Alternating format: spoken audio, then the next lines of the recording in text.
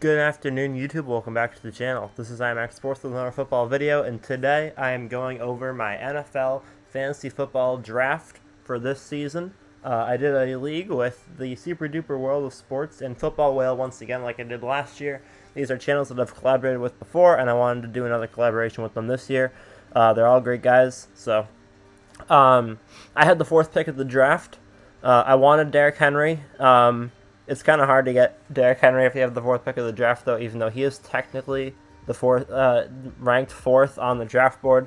But I was able to get Cooper Kupp, who was the best wide receiver last year, possibly the best fantasy player. I'm not sure who came out on top between him and Jonathan Taylor. But, yeah, I was pretty happy with the first pick. So in this video, I'm going to go over all of my picks, and then I'm going to go over my draft recap, let you guys know what my thoughts were throughout the draft and things that I would have changed. So let's get into it. So first round, I picked Cooper Kupp. It was pretty much a no-brainer.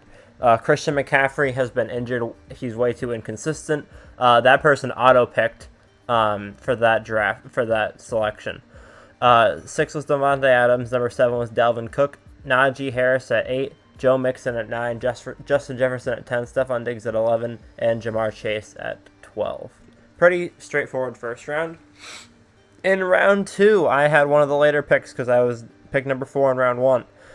So the top 2 tight ends both went in round 2, Travis Kelce and Mark Andrews. I don't usually like taking tight ends in the first round to begin with because in the second round to begin with, I usually try, if I want a top tight end, I'd get them the first pick of round 3. That's what I always did with Gronk when he was the best, but nowadays tight ends are going higher.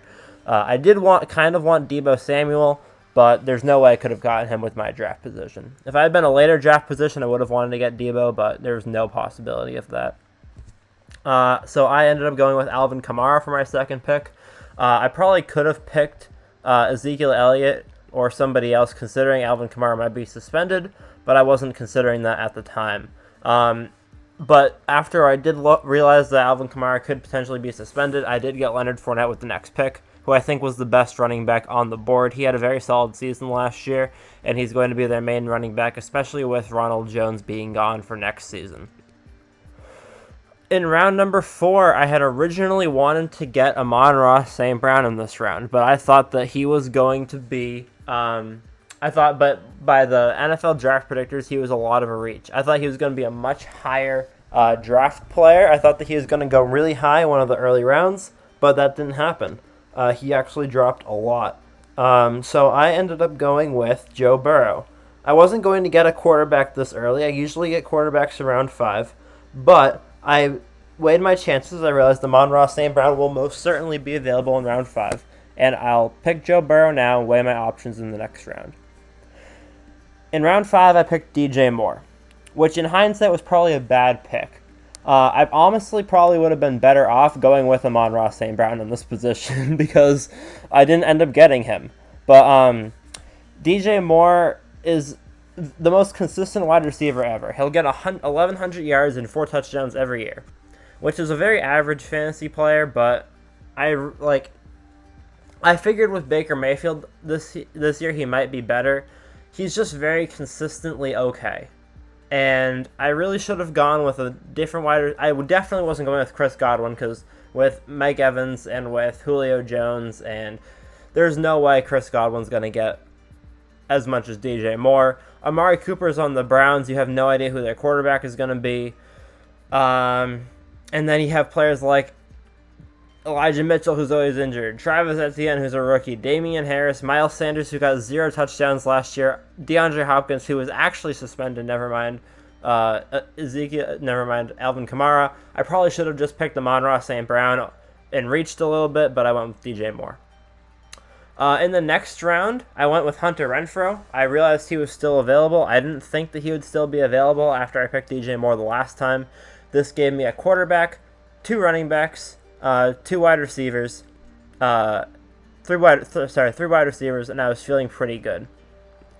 In the next round, I was considering trying to get a tight end, but Zach Ertz, who I was waiting for, got picked. I was going to pick Zach Ertz this round, but he got picked a few picks before. I picked early in this round. I picked Cordell Patterson. I was going to try and wait another round for Zach Ertz. I probably should have picked Zach Ertz and waited on Cordell Patterson because he probably would have been available in the next round. But because Alvin Kamara is going to be suspended, I wanted to go with the safer pick. The fact that Cordell Patterson was the entire Falcons offense last year and now Matt Ryan is gone just means that they're going to lean on him even more in their offensive strategy and their offensive attack. And I wanted to make sure to have that other top running back on my squad, even if it meant tanking on a tight end.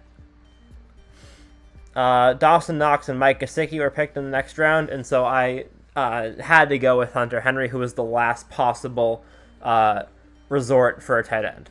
He had a solid season last year, mostly got touchdowns, very few yards.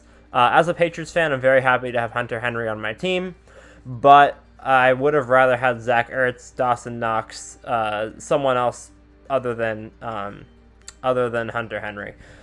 But I'll definitely take Hunter Henry for a 9th round pick. I just didn't want people to start picking backup tight ends before I got my first one. My next pick was the Dallas Cowboys defense.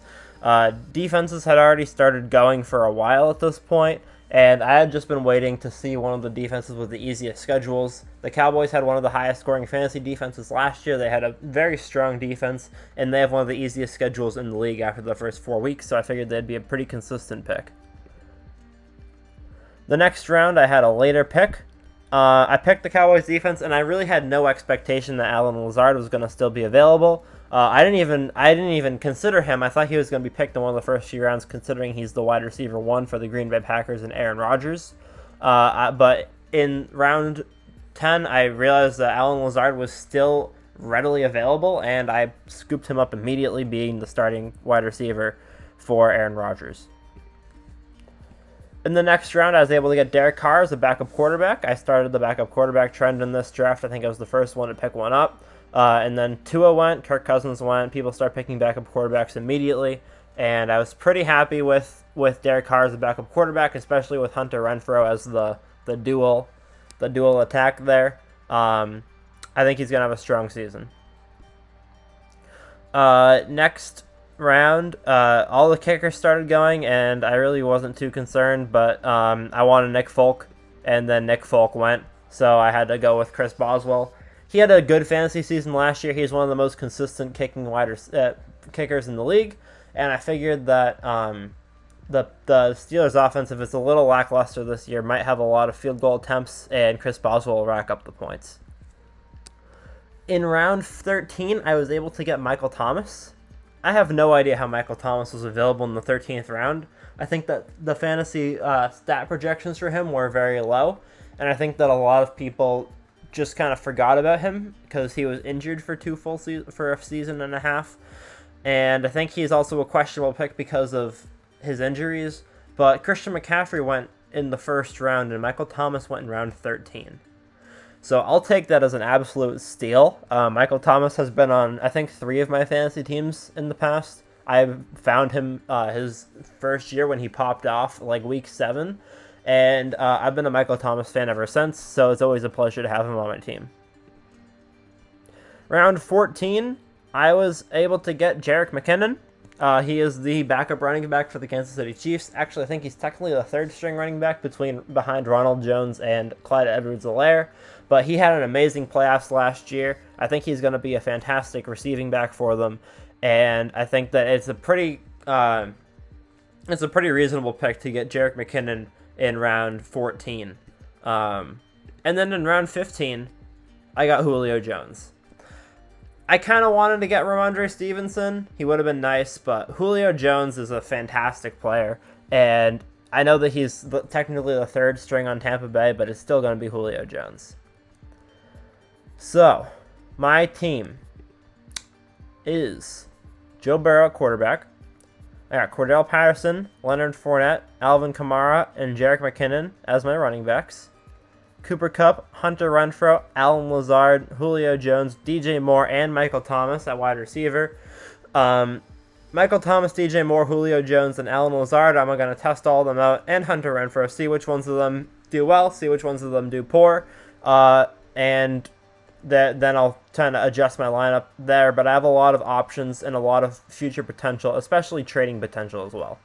Joe Burrow and Derek Carr, and then I have Chris Boswell and the Dallas Cowboys defense. The league draft report gave me an A grade, saying that my projected record was 14-0, and I was projected to finish first in the league. I wasn't expecting this. I thought I had an okay draft, but the NFL predictor says that I have a lot of strengths. Chris Boswell's expected to be one of my biggest strengths, apparently, and I have a 99% chance to make the playoffs, a 46% chance to make the championship, and a 22% chance to win the championship. So I guess the pressure's on. I got to perform. I got to use the best of this draft, and we'll see how it goes. So thank you guys all for watching. I'll try to get back to the game predictions very soon. I'll see you guys all in the next one. Peace.